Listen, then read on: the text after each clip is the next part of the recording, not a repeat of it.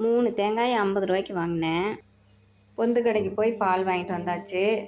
அப்புறம் பாத்திரம்லாம் விலக்கி வச்சுட்டு தான் போனேன். வந்து அரிசி தண்ணியில் போட்டிருக்கிறேன் நைட்டு சாப்பாடு வடிக்கிறதுக்கு. இந்த பக்கம் ஒரு முட்டை வேக போட்டிருக்கிறேன், அது உடையாமல் வரணும். இது வந்து டீக்கு வச்சுருக்கிறேன்.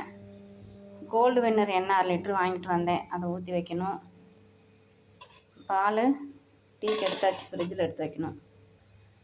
கொஞ்சம் நாட்டு சர்க்கரையும் தூளும் போட்டாச்சு. இது கோல்டு வின்னரை ஊற்றிட்டு இந்த பாட்டில் நப்பி வச்சுட்டு அந்த கவர் அதில் வச்சுருக்கிறேன். இது சில்லி பவுடரு அரைக்கிற இடத்துல வாங்கிட்டு வந்தேன் அன்னைக்கு மார்க்கெட்டில். இது கொட்டி வைக்கணும். இதில் கொட்டி வச்சு, ஐயோ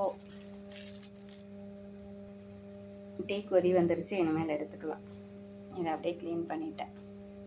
சில்லி பவுடரை கொட்டி வச்சிட்டேன். இது வந்து 2 நாளைக்கு யூஸ் பண்ணிவிட்டு இந்த பேப்பரை தூக்கி போட வேண்டியதான் கவரை. முட்டை வெந்துட்டு இருக்குது.